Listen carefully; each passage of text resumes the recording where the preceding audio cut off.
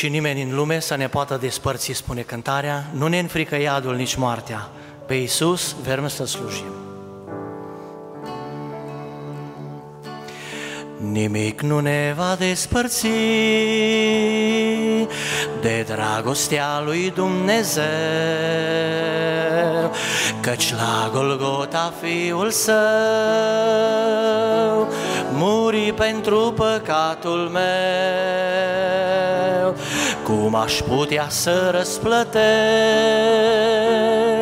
iubirea unui Fiu ceresc? Viața mea îi dăruiesc și când mereu căci îl iubesc. Nu-i nimic și nimeni în lume să ne poată despărți, nu ne înfrică iadul nici moartea, pe Iisus vrem să-L slujim. Nu-i nimic și nimeni în lume să ne poată despărți, vrem cu Iisus să fim în slavă, adă, Doamne, aceea zi. Eu vreau să cânt și-s fericit, că l-am pe El și-s mântuit. El îmi ascultă ruga mea, mă ține în veci iubirea sa. În viață am fost împovărat, dar El iubirea și-a arătat. Povara greul mi-a luat, Iisus în veci fi lăudat. Nu-i nimic și nimeni în lume să ne poată despărți, nu ne înfrică iadul nici moartea, pe Iisus vrem să-L slujim. Nu-i nimic și nimeni în lume să ne poată despărți, vrem cu Iisus să fim în slavă, adă, Doamne, aceea zi. Vedem acum cu adevărat, căci vremea s-a apropiat, venirea lui Iisus curând va răsuna pe întreg pământ. De dragostea lui Dumnezeu, de harul dat prin Fiul Său, nici când să nu vă despărțiți, pe Iisus să îl iubiți. Nu-i nimic și nimeni în lume să ne poată despărți, nu ne înfrică iadul nici moartea, pe Iisus vrem să-L slujim. Nu-i nimic și nimeni în lume să ne poată despărți, vrem cu Iisus să fim în slavă, adă, Doamne, aceea zi.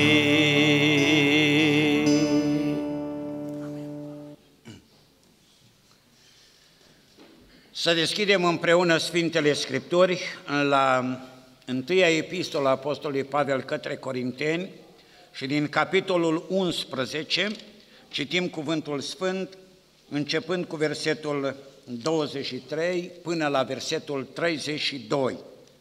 După citirea cuvântului Scripturilor, continuăm să stăm înaintea Domnului în atitudine de închinare și de rugăciune și împreună cu fratele Gustistan ne rugăm Domnului pentru binecuvântarea cuvântului, în inimile noastre pentru binecuvântarea propovăduirii, pentru mesajul care urmează să fie transmis și prin cântări și prin versuri, pentru toată lucrarea mai departe și pentru sufletele noastre. 1 Corinteni, capitolul 11, de la versetul 23 la 32, cuvântul sfânt spune astfel: Căci am primit de la Domnul ce v-am învățat, și anume că Domnul Iisus în noaptea în care a fost vândut a luat o pâine și după ce a mulțumit lui Dumnezeu a frânt-o și a zis: Luați, mâncați, acesta este trupul meu care se frânge pentru voi. Să faceți lucrul acesta spre pomenirea mea. Tot astfel, după cină, a luat paharul și a zis: Acest pahar este legământul cel nou în sângele meu. Să faceți lucrul acesta spre pomenirea mea, ori de câte ori veți bea din el.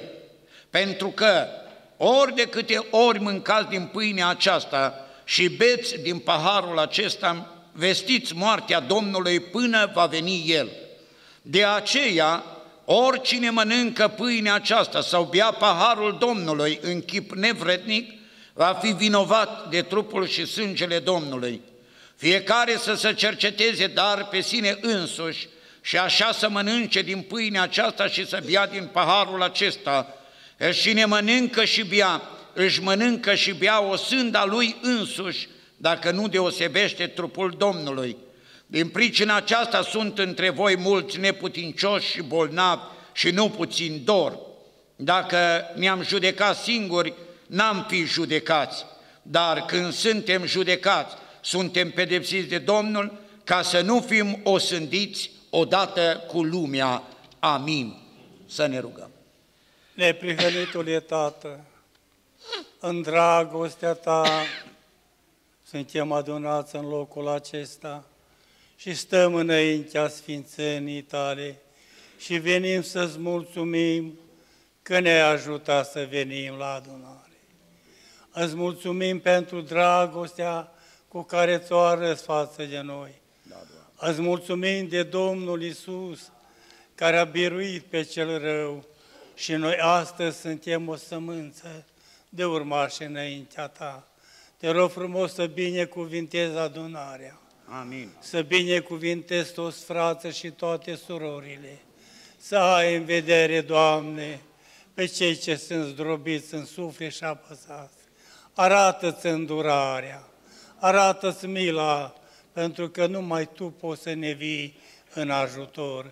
De aceea te chemăm în această zi să binecuvintezi corul, Amin. să binecuvintezi fanfara, Amin, Doamne. să binecuvintezi corul copiilor, corul fetelor, Da, Doamne. toți cât vor să aducă laudă numelui Tău cel Sfânt, te rugăm să-i binecuvintezi. Te rugăm frumos să binecuvintezi pe cei ce astăzi vor vorbi din cuvântul Tău. Amin. Fă ca cuvântul Tău astăzi și o hrană pentru sufletele noastre și cu toți să ne putem bucura la masa Ta care este întinsă înaintea noastră. În chip simbolic, noi știm că Tu vii astăzi la noi și te uiți la cina ce vom face. O, Doamne. De aceea te lăudăm și te și te mărim pentru că faci lucruri mari pentru noi. Slavă Ție. Fă ca astăzi să ne bucurăm în puterea Duhului Sfânt. Amin.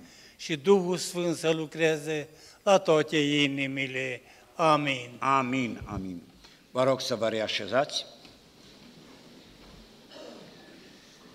La cruce ai loc și tu, spune cântarea pe care o va cânta corul. Apoi surioara Miruna Sâmboan va recita poezia Ghețiman. Poezia va fi urmată de cântarea Doamne, Tu ești stânca mea, un grup de fete cântă.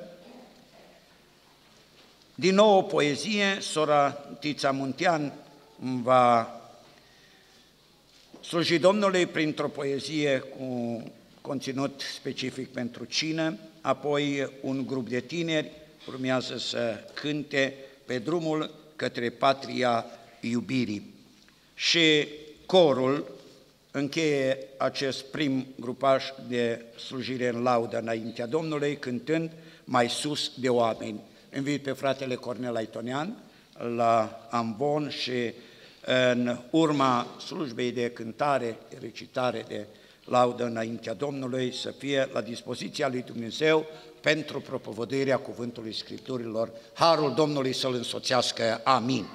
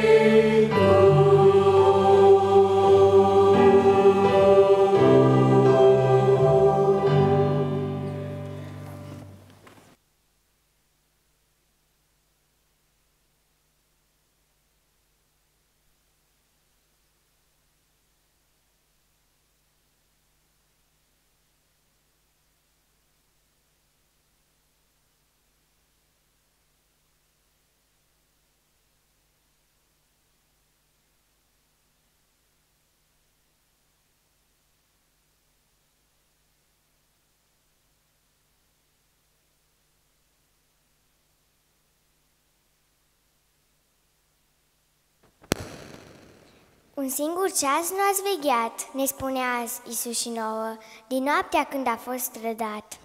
Va merge El din nou la moarte, când este viu în veci de veci, cu El în rugă de petreci, le bucurie tu ai parte. Tresar măslinii în grădină, când lupta este tot mai grea, o, Tată, fie voia ta, se vede o rază de lumină. Un înger chiar atunci coboară și îl întărește pe Iisus, ce va urca pe cruce sus, rânda noastră grea povară. Măsliniți martori credincioși, ce ruga lui Iisus o poartă, când Duhul Sfânt ne bate în poartă, spre cer a fi tot mai setoși. E greu să înfrunți prin rugă firea, când ea te trage spre pământ. Iisus ne mustră cu un cuvânt și acesta e negreșit iubirea.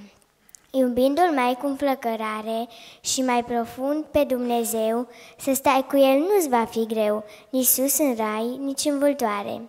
Ce vei alege tu ca fiu când ceasul încercării vine? Credința în slovele divine sau în efortul tău pustiu? Chiar și Iisus a refuzat să-și facă voia personală, aceasta-i ruga ideală în noaptea când vei fi trădat. Iisus nici când nu te trădează, de asculți mereu cuvântul viu, deci roagă-te cu dor de fiu și vei vedea cum El lucrează. Pe plaiul nostru mioritic, când suflă un vânt din Ghețimani, nu da cu pietre în dușmani, ci scaldă în rugi cu freamă cristic. Cum pentru întreaga omenire a spus spinat prea blândul miel, te roagă și tu la fel, purta de-a Duhului iubire. Amin.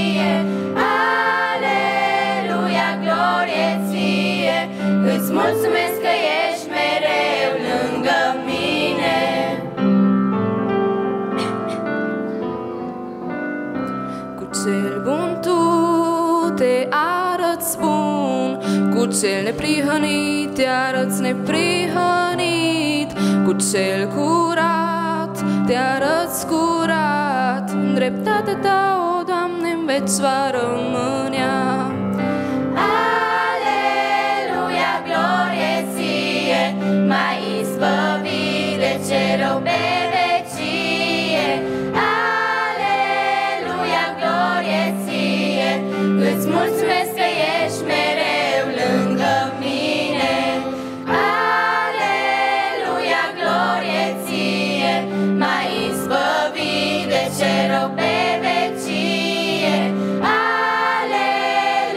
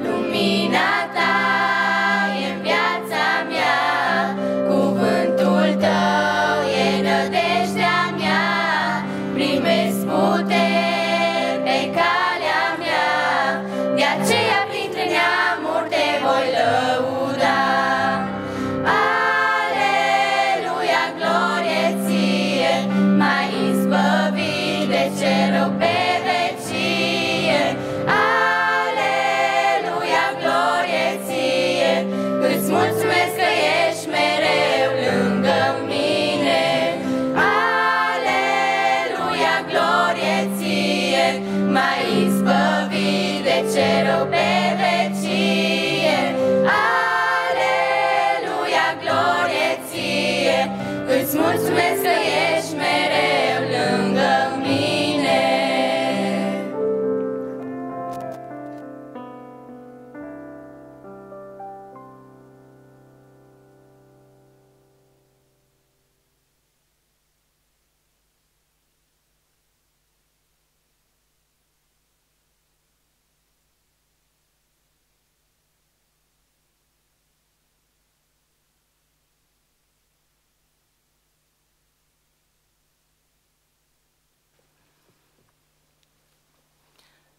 Zi de april, un aspru vânt leagănă smochinii, sus pe deal cu chip ciudat, sub de priveghere, iată-l țintuit pe lemn, omul de durere, om deprins cu suferinți, vai, întoarce-ți fața, nu-l privi, că te înfiori, îi se scurge viața.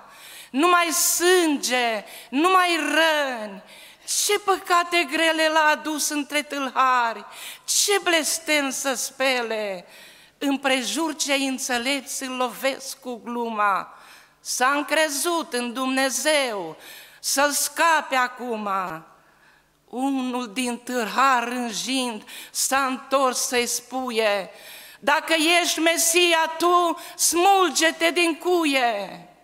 Celălalt se încruntă trist, nu te prinde teama, pentru cât am făptuit, drept e să dăm seama, dar acesta, fără vină, toate le îndură. Și întorcând către Iisus ochii lui de zgură, zise, Doamne, când vei fi împărat, de-oi fi țărnă în grădini, de-oi fi col fierbinte, să mă chem, să văd și eu zilele senine. Și-a răspuns Iisus, vei fi azi în cer cu mine. Numai tu, sărman tâlhar, vezi lumina sfântă, tu, opaițul ce s-a stins, trestia cea frântă, cum n-o văd cei prițepuți, doctorii, soborul, preoți, nu vedeți în el răscumpărătorul? Cum să moară chiar Iisus, cel fără de pată, dar a mai iubit ca el cineva vreodată? Pe al cui piept și-or mai pleca tâmpla ucenicii?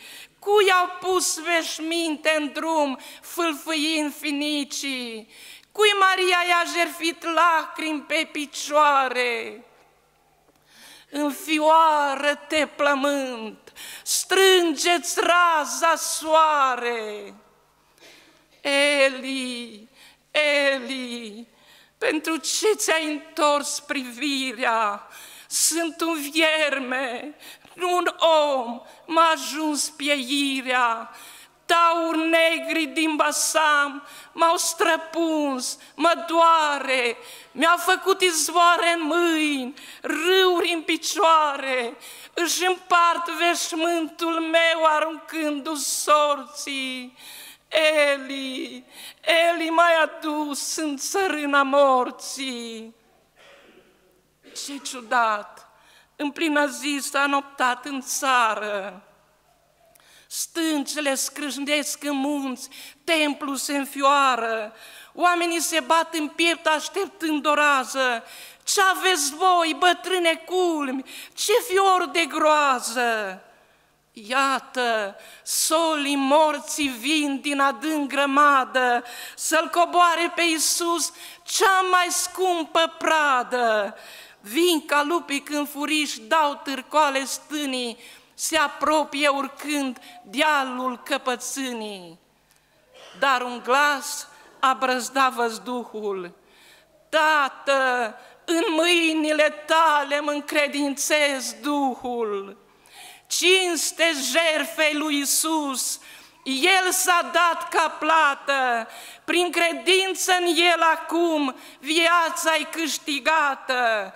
Mii de îngeri spre Iisus își apleacă zborul.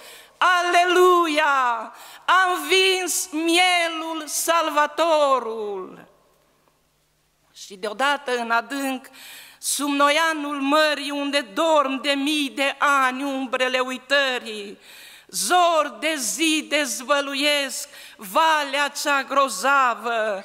Vine soarele Iisus îmbrăcat în slavă, șiruri negre zac în julgi, dar ca un tezaur, cei iubiți au fost păstrați în sicrii de aur și acum clipesc, tresar, unul câte unul.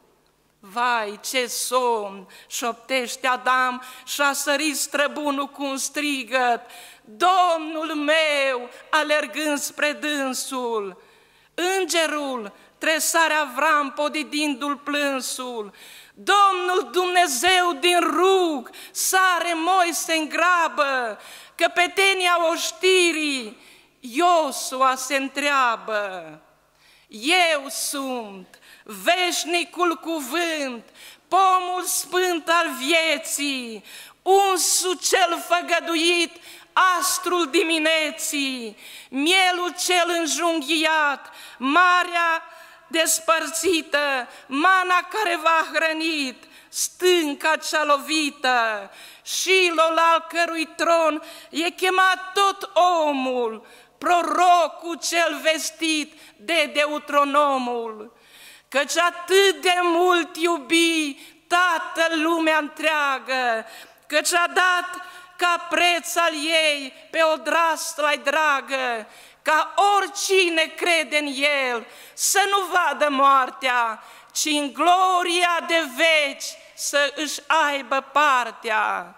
Și-au pornit curând spre cer, larg vuiește zarea, moartea prin Adam veni, prin Iisus iertarea. Fraților, să sune în larg bolta cea albastră de cântări și chiot clin, căci viața e a noastră. Lutul se întoarce în lut ca să-și ducă somnul. Noi suntem întâmpinați de Iisus, de Domnul și de îngeri sclipitori, soli ai dimineții, ce ne duc în paradis și în cetatea vieții. Amin.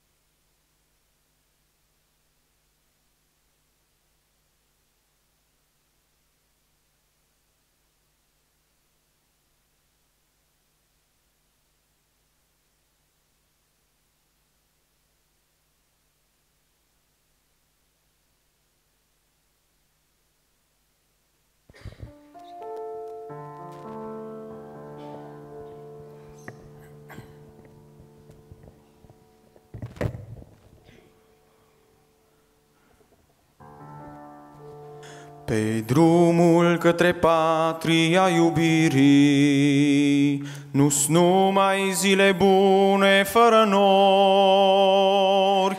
Nu-i doar senin pe calea mântuirii, nici lauri, nici aplauze și nici flori. Nu-i doar senin pe calea mântuirii, nici lauri, nici aplauze și nici flori.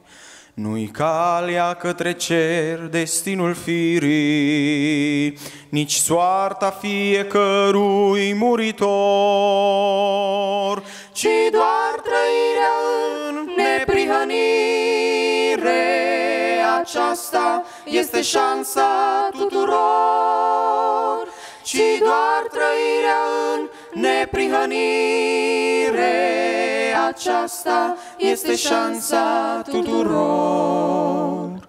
Nu-i gratuit nici locul nemuririi, de nu treci pe la cel ce l-a plătit. Să vezi cât costă prețul fericirii, să-i mulțumești măcar că te-a iubit. costă prețul fericirii, să-i mulțumești măcar că te-a iubit. Pe calea aceasta-i neîncetat doar luptă, iar dacă nici când nu vei obosi,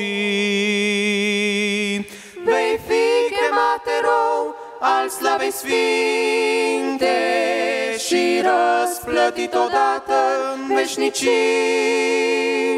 Vei fi chemat erou al slavei sfinte și răsplătit odată în veșnicii. pe drumul către patria iubirii, nu-i greu de mers, nici crucea grea de dus. Când știi că la sfârșitul alergării te așteaptă însuși regele Iisus. Când știi că la sfârșitul alergării te așteaptă însuși regele Iisus. Te așteaptă însuși regele Iisus.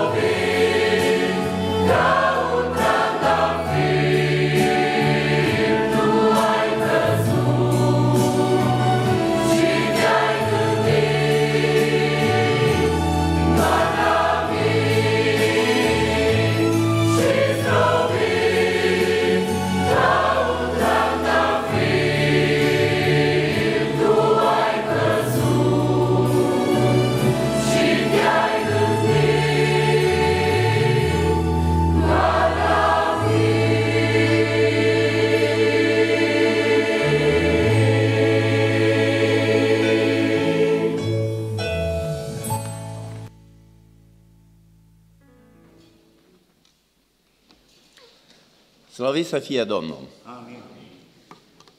Pentru că și în dimineața zilei de astăzi, în dreptul nostru al fiecăruia care ne găsim în casa de închinare, și-a înnoit bunătățile. Ne-a binecuvântat cu sănătate, cu pace, putem să fim în prejurul Evangheliei, am putut să ne aducem fiecare înaintea Domnului stările pe care le-am avut, în dorința ca El să ridice poverile noastre, să dea la o parte apăsările și să aducă bucuria mântuirii și în inimile prietenilor noștri.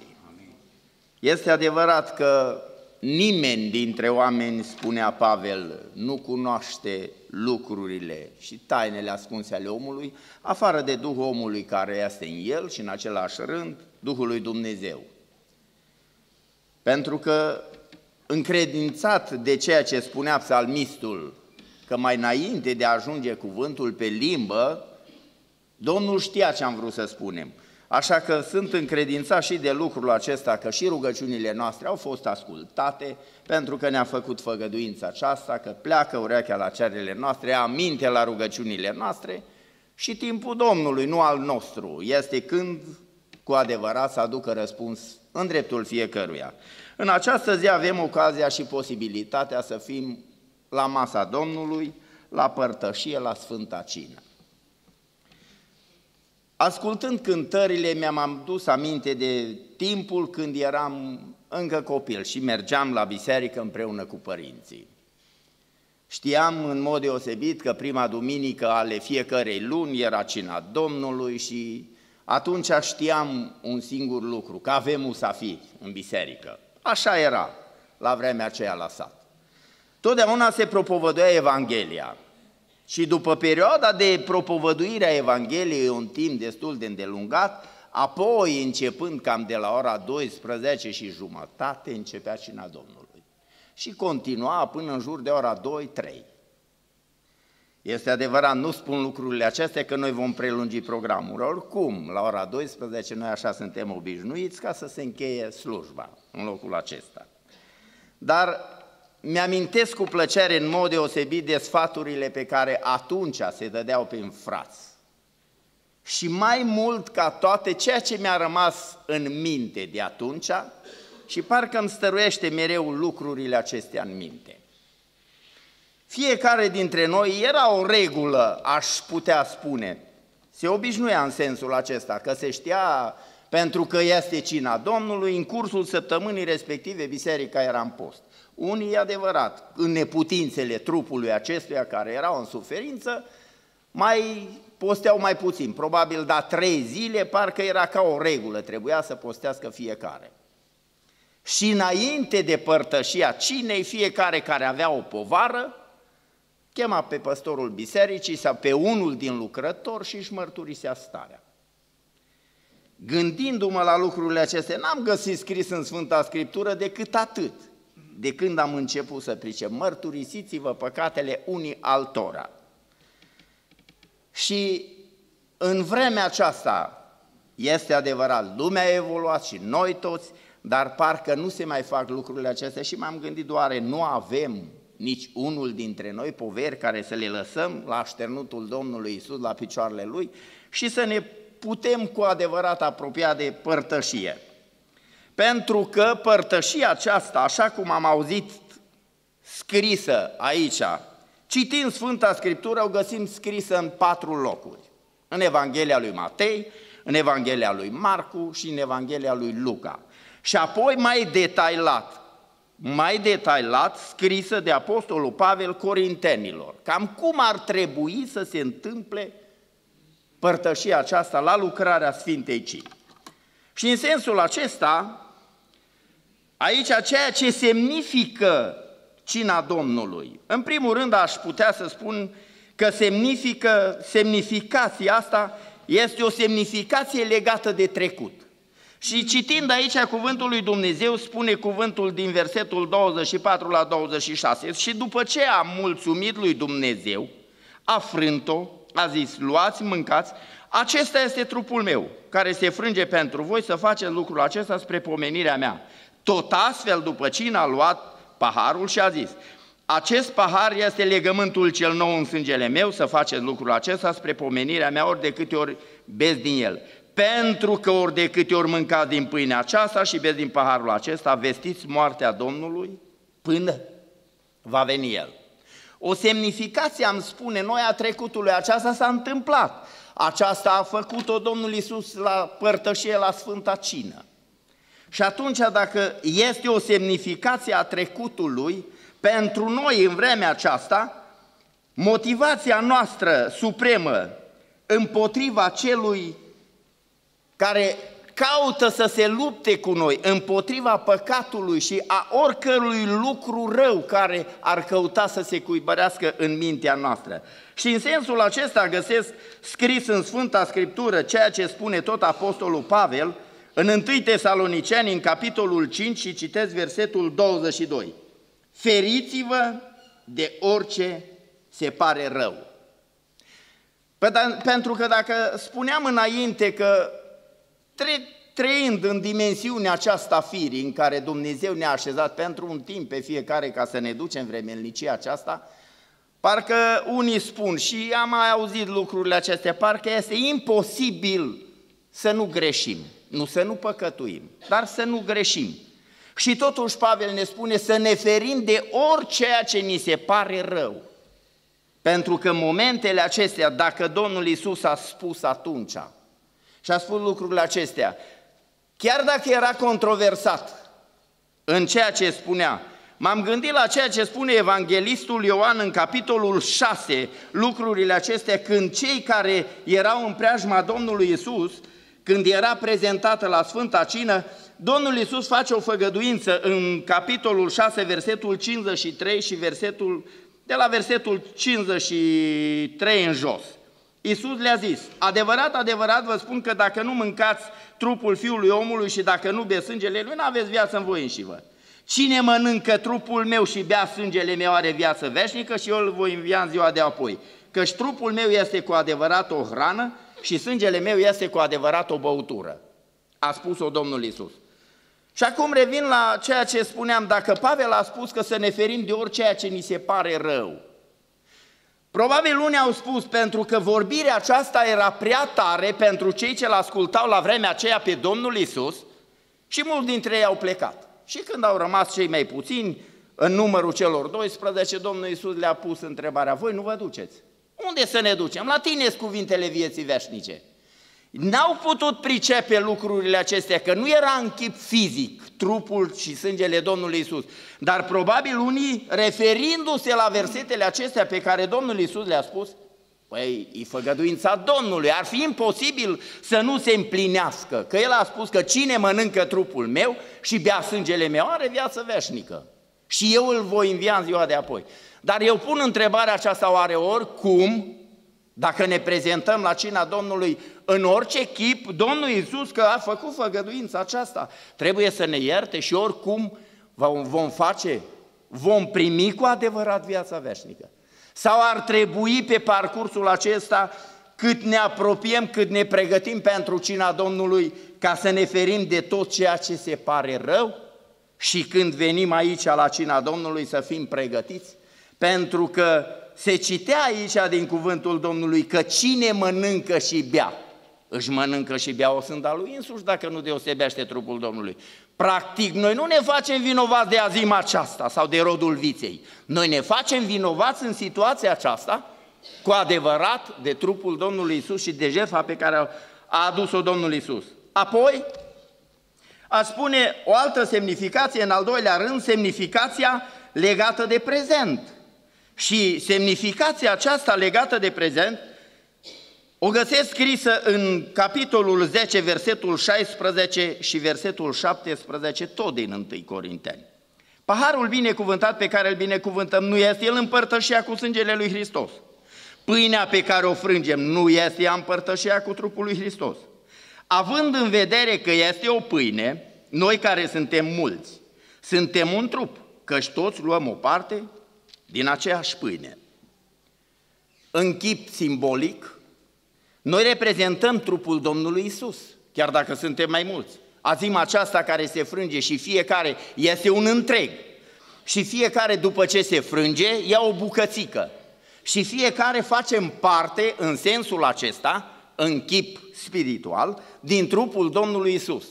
Și făcând lucrarea aceasta, noi vedem că ceea ce spune aici cuvântul lui Dumnezeu, cum am citit-o, noi toți facem parte din trupul Domnului Isus. Dar oare jertfa aceasta a Domnului Isus Hristos este adevărat? Unii spun iertarea păcatelor și eu spun tot în sensul acesta, după ceea ce găsesc scris în Isaia, în capitolul 53, ceea ce a făcut Domnul Isus pentru noi. În capitolul 53, versetul 5. Dar El era străpuns pentru păcatele noastre, zdrobit pentru fără de legile noastre. Pedeapsa care ne dă pacea a căzut peste El și prin ranele Lui suntem tămăduiți. Dar acum dacă eu mă întreb, a iertat odată păcatele pe care le-am făcut și în jertfa aceasta care Domnul Iisus a adus-o pentru noi, a iertat păcatele noastre, dar acum putem să păcătuim în continuare? Așa cum spunea Pavel la Romani, că dacă păcătuim se mulțește harul? Sau găsesc scris un alt lucru. Dacă semnificația aceasta iertarea păcatelor scrisă în Isaia, puterea de a nu mai păcătui, așa consider și cred, și găsesc scris lucrul acesta în 1 Ioan, în capitolul 3, citiți de la versetul 6 până la versetul 9. Oricine rămâne în El nu păcătuiește. Oricine păcătuiește nu l-a văzut, nici nu l-a cunoscut. Copilașilor, nimeni să nu vă înșele, cine trăiește neprihănire este neprihănit, cum El însuși este neprihănit. Cine păcătuiește este de la diavolul, căci diavolul păcătuiește de la început. Fiul lui Dumnezeu s-a arătat ca să nimicească lucrările diavolului. Oricine este născut din Dumnezeu nu păcătuiește, pentru că sămânța lui rămâne în el și nu poate păcătui, fiindcă este născut din Dumnezeu. Și atunci jertfa Domnului Iisus, aș putea spune, n-a fost dată numai ca să ierte păcatele noastre, ci ca să ne dea și puterea necesară, trăind în dimensiunea aceasta firii, să nu mai păcătuim altul. Nu că să nu mai greșim, probabil este o diferență între păcat și greșeală, că involuntar s-ar putea întâmpla să greșim, dar păcătuind, și păcatul și în legile acestea ale lumii în care noi trăim, păcatul premeditat este pedepsit altfel decât aș putea spune în legile statului, păcatul prin imprudență sau omorul, cum aș putea spune dacă s-ar întâmpla cineva să omoare pe cineva în timp ce conduce mașina, dacă e printr-o imprudență, e altfel articolul de lege ca și cel care îl urmărește. Mă gândesc când să-l întâlnesc, la ce moment și cum să fac.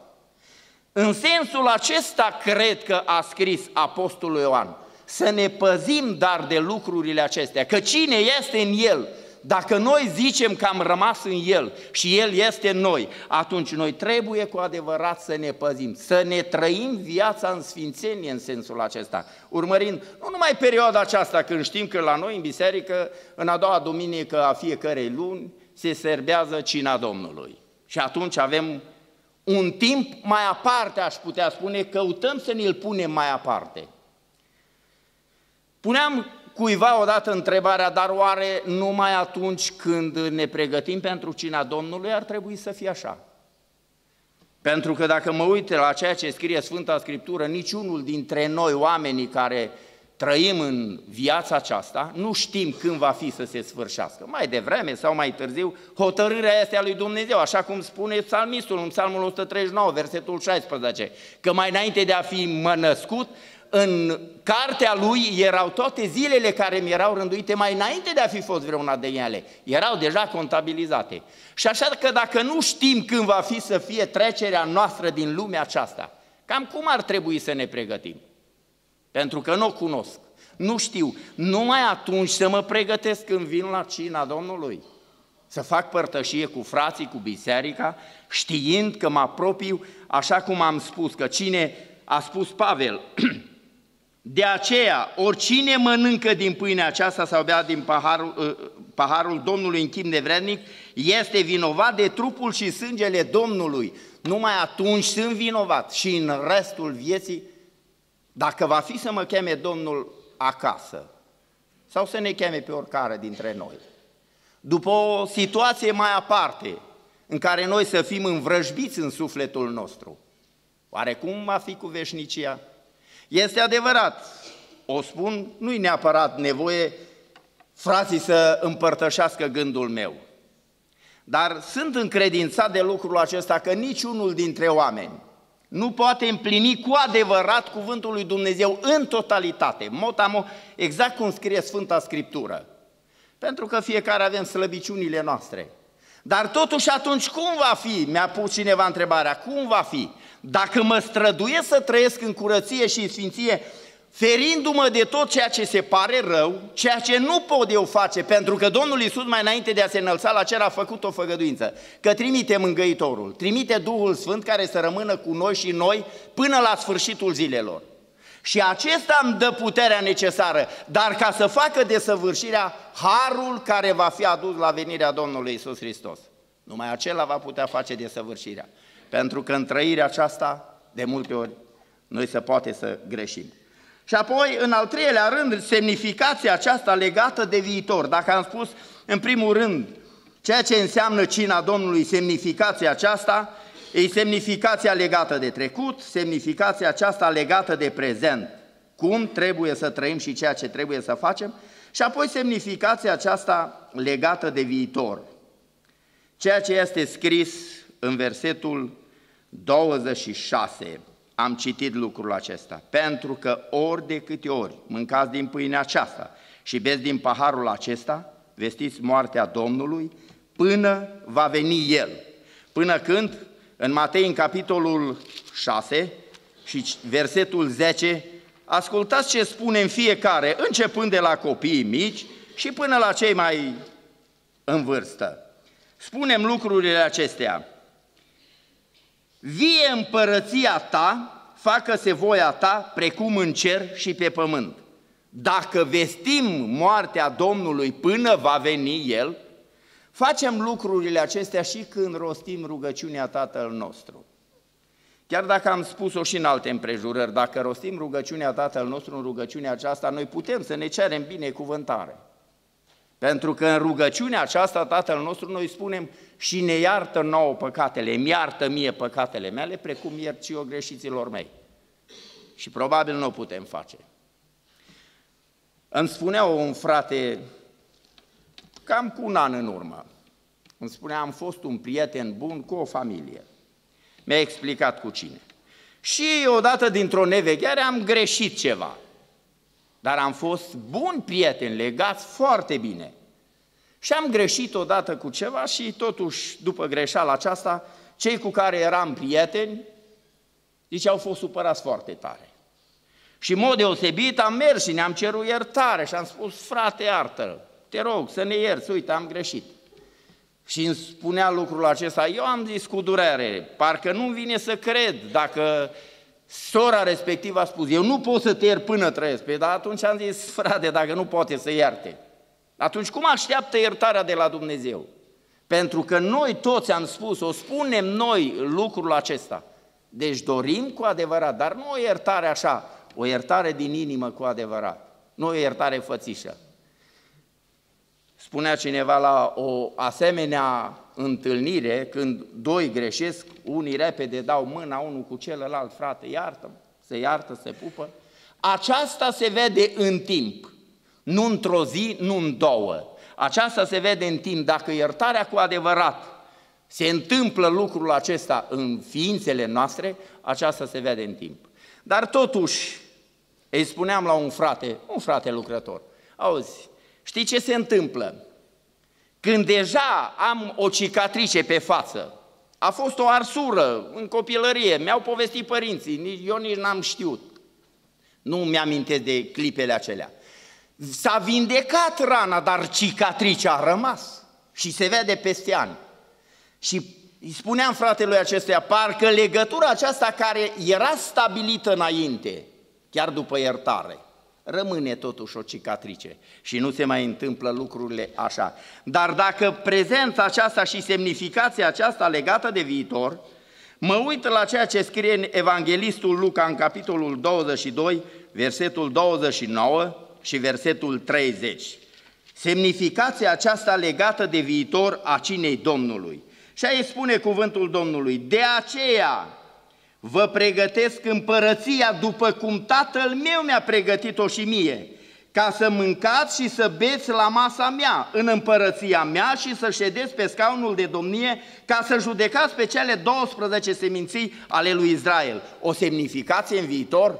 Ai dorit ceva mai mult? Nu mă îndoiesc de lucrul acesta și am spus-o și în alte rânduri, că nu ne dorim în lumea aceasta, trăind aici, nu ne dorim lucruri bune, să trăim bine, să avem o casă bună, o mașină și așa mai departe, dar ceva de viitor mai mult ca să fii la masa Domnului, să se ducă Domnul să pregătească lucrurile acestea, este cel mai de viitor și cel mai de dorit în același rând.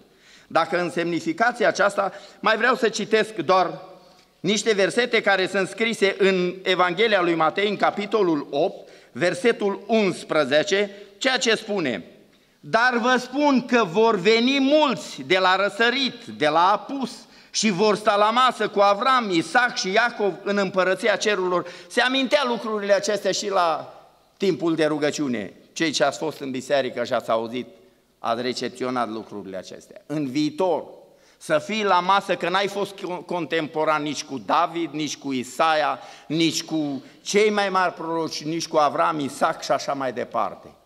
Și făgăduința pe care Domnul Iisus a făcut-o. Un viitor mai strălucit ca și acesta. Atunci mă gândesc că n-ar merita să lăsăm toate lucrurile pământului acestuia, care într-un fel sau altul ne preocupă, și să ne străduim mai mult să ne apropiem de Domnul pentru vremurile care vor veni. Și apoi tot din capitolul 8 din Matei, citeți versetul 26 și versetul 29, unde cuvântul lui Dumnezeu ne spune lucrurile foarte frumoase. El a zis: de ce vă este frică, puțin credincioșilor? Apoi s-a sculat, a certat vânturile și marea și s-a făcut o liniște mare. Și versetul 29 din capitolul 26 din Matei spune cuvântul lui Dumnezeu în felul următor, versetul 29 din capitolul 26. Spune cuvântul lui Dumnezeu un lucru așa de minunat: vă spun că de acum încolo nu voi mai bea din acest rod al viței până în ziua când îl voi bea cu voi nou în împărăția Tatălui meu. Deci părtășia pe care o facem astăzi în viitor, deci părtășia aceasta pe care o facem în viitor, a făcut o făgăduință Domnul Iisus. Atunci când a făcut, pentru că am spus, e o semnificație a trecutului, o semnificație a prezentului și semnificația aceasta viitorului. Și semnificația viitorului o spune Domnul Iisus în Matei, în capitolul 26, unde e specificată și lucrarea cinei Domnului. În încheiere el spune: nu voi mai bea din acest rod al viței până îl voi bea cu voi nou, cu cei care ne pregătim în această zi să stăm la masă împreună cu Domnul. Nu este un lucru minunat? Ar fi ceva mai de dorit în sensul acesta ca acest lucru? Eu cred că nu. De aceea aș dori ca Duhul lui Dumnezeu să ne însoțească în tot ceea ce dorim să facem bine și să ajungem cu adevărat ceea ce spune Pavel aici, la o cercetare personală, ca să putem ajunge la nuntă, la fericirea aceea pe care Domnul Iisus ne-o prezintă. Și în sensul acesta, versetul 28 ne spune, din citirea zilei de astăzi: fiecare să se cerceteze dar pe sine însuși și așa să mănânce din pâinea aceasta și să bea din paharul acesta. Căci cine mănâncă și bea, își mănâncă și bea o sânda lui însuși, dacă nu deosebește trupul Domnului. Și dacă mă uit în sensul acesta, mă uit în Galateni, în capitolul 6, versetul 4, la ceea ce spune Pavel, pentru ca să ne putem cu adevărat pregăti să ajungem la nunta aceea pe care Domnul Iisus a făgăduit că se duce să ne-o pregătească. Și spune versetul 4 din Galateni, capitolul 6, fiecare să-și cerceteze fapta lui, Și atunci va avea cu ce să se laude numai în ceea ce îl privește pe el, nu cu privire la alții. Păi fratele nu s-a împărtășit asta. Sora nu s-a împărtășit, nu s-a împărtășit nu știu de când. Dar n-am găsit scris în Sfânta Scriptură că noi trebuie să ne gândim la fratele, la sora, că nu s-au împărtășit. Dacă vrem să ne facem personal cercetarea aceasta, ca să ajungem la făgăduința aceea, ca să ajungem la masa Domnului, cu adevărat atunci nu avem treabă cu cei care ne înconjoară, nici cu frații, nici cu surorile. Chiar dacă am citit la început că suntem parte integrală din trupul lui Hristos, luând o bucățică din azima aceasta, dar nu avem obligația în sensul acesta ca să putem cu adevărat, că dacă mă uit și la ceea ce spune apostolul în Apostolul Ioan, în capitolul 1, versetul 9, spune lucrurile acestea așa de minunate și atunci mă gândesc la ceea ce trebuie să fac. Dacă nu mărturisim păcatele, dacă ne mărturisim păcatele, El este credincios și drept, ca să ne ierte păcatele și să ne curățească de orice nelegiuire. El este drept dacă ne mărturisim noi pe noi înșine, pentru că spunea psalmistul David în Psalmul 32, versetul 5, spunea el, atunci ți-am mărturisit păcatul meu. Când mai înainte spunea când păcatul lui apăsa asupra lui, atunci ți-am mărturisit păcatul meu și nu mi-am ascuns fără de legea. Am zis îmi voi mărturisi Domnului fără de legile și tu ai iertat vina păcatului meu. Când? Atunci, probabil voi spune, păi sunt situații că nici nu-mi dau seama. Și David a fost o situație când nu și-a dat seama. Și găsesc scris lucrul acesta și îl rogă pe Dumnezeu ca să-l ajute, pentru că în Psalmul 139, versetul 23 și versetul 24, cercetează-mă, Dumnezeule, și cunoaște-mi inima, încearcă-mă și cunoaște-mi gândurile, vezi dacă sunt pe o cale rea și du-mă pe calea veșniciei. Nu numai noi, probabil vom spune, păi nici nu știu. Dacă cu adevărat mă uit înspre trecutul meu, nu mai mi-amintesc toate greșelile câte le-am făcut.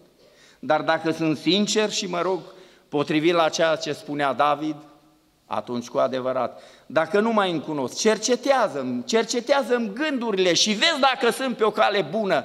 Și dacă nu sunt pe o cale bună, du-mă tu pe calea veșniciei, ca să se împlinească cu adevărat făgăduința Domnului Iisus.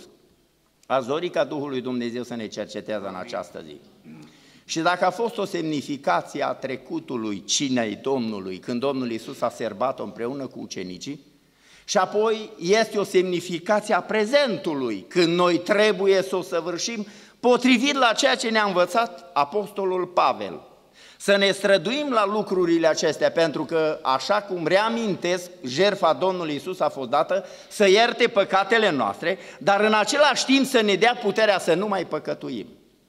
Și apoi semnificația aceasta pentru viitor, să ne gândim cu adevărat că făgăduința pe care Domnul Iisus a făcut-o, că se duce să pregătească locul acela. Aș dori lucrul acesta în mod deosebit, împreună cu dumneavoastră și împreună cu toți, ca Dumnezeu să ne dea puterea aceasta, să ajungem la masa pe care El a făgăduit că se duce să o pregătească. Că El spunea cum Domnul a pregătit masa pentru El și El se duce să ne pregătească masa. Domnul să ne dea puterea aceasta, ca după ce va fi pregătită masa aceea, să putem ajunge cu toți acolo. Dar până atunci, Domnul să ne dea puterea de trăire în curăție, în sfințenie și să fim gata în orice clipă când va hotărî să ne cerceteze. Amin. Amin. Domnul să ne ajute și să ne binecuvinteze. La strângerea darurilor s-a însumat 12.800 de lei și 130 de euro.